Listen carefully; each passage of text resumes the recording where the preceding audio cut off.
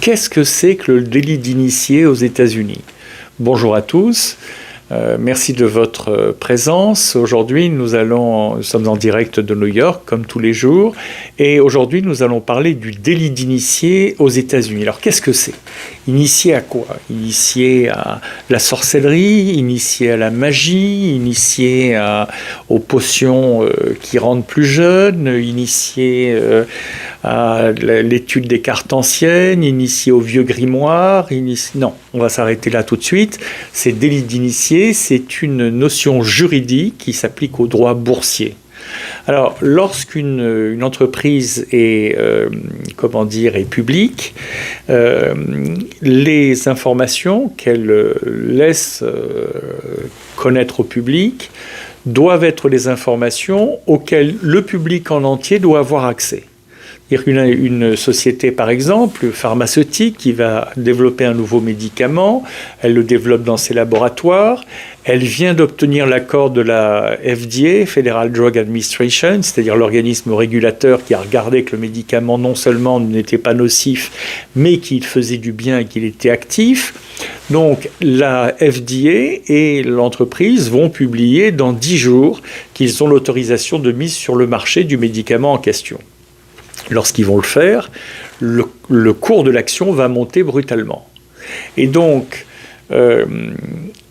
s'ils le disent, il y a des règles précises pour qu'ils puissent le dire d'une certaine manière à un certain moment, et que ce soit dit publiquement, c'est-à-dire dans les médias et dans tous les forums possibles, que tout le monde ait le droit d'accéder à l'information simultanément pour pouvoir acheter cette action de cette société ou la vendre, etc. Mais vont faire des allers-retours sur les actions, obligations et les produits financiers de cette société.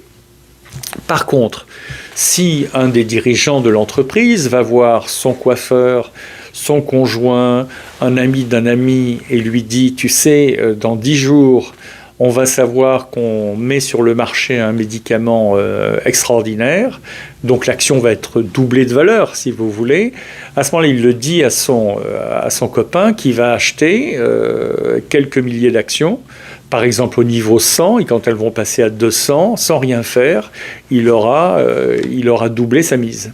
Il y a des fois triplé sa mise et des fois quadruplé sa mise, comme c'est le cas dans certains. Mais souvent, il suffit d'un spread, c'est-à-dire d'un écart de 10-20% pour que ce soit énormément d'argent. Donc, pour lutter contre ça et pour être sûr que le marché boursier, le marché obligataire, soit attractif pour les investisseurs, et notamment les investisseurs particuliers, le gendarme du marché, qui s'appelle la Securities and Exchange Commission, l'autorité des marchés financiers en France, et il y en a dans tous les pays comme ça, cette autorité, la SEC, Securities and Exchange Commission, va établir toutes sortes de règles de transparence pour que justement l'information soit connue de tout le monde complètement, simultanément. Simplement, il y a des gens qui ne respectent pas la loi. Et oui, ça arrive. Donc, ils vont, dire pour faire du profit, ça c'est interdit, c'est puni d'années de prison. Mais il y a des situations qui sont, qui sont grises, c'est-à-dire qui ne sont pas un délit, mais qui ne sont pas tout à fait normales. Qu'est-ce qui se passe, par exemple, si vous allez chez le coiffeur et que vous dites à votre coiffeur « Ah oui, on est en train de développer quelque chose, ça va sortir bientôt ». Est-ce que vous avez l'intention de dire à votre coiffeur « Va acheter les actions » ou est-ce que ça vous a échappé? Eh bien, la jurisprudence dit que vous n'auriez pas dû. Et donc, si en plus votre coiffeur achète des actions, alors là, vous y êtes tous les deux, vous allez tous les deux en prison. Donc il faut faire, si c'est vous qui avez fait fuiter l'information. Donc il faut être extrêmement prudent. Il y a toute une jurisprudence qui a été créée là-dedans. Et la plupart des hedge funds, enfin tous les hedge funds, les institutions financières, les banques, etc., ont des services de compliance, c'est-à-dire de conformité à la loi, qui interviennent notamment dans ce domaine du délit d'initié pour envoyer des circulaires, des informations, faire des formations à l'intérieur des institutions financières et de dire « ça, vous n'avez pas le droit ». Ça, vous avez le droit de le faire, vous n'avez pas le droit de le faire, vous pouvez le faire comme ceci, pas comme cela, etc.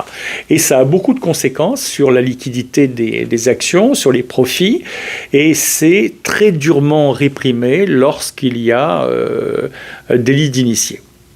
Alors, ça se pratique toujours, parce que vous avez toujours des gens qui vont aller chercher l'information pour bouger le plus vite et puis avoir des aubaines.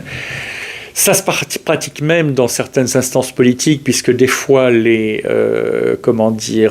sénateurs ou les représentants parfois sont poursuivis parce qu'ils ont eu accès à des informations avant les autres, puisqu'ils doivent légiférer, ils doivent prendre ils doivent changer les lois, les adapter, etc. Donc ils peuvent avoir entendu telle ou telle chose, ils sont soumis au même régime que les autres, mais bon, hélas, comme ce sont des politiques, des fois il y a un peu plus de mansuétude et ça commence par contre à changer.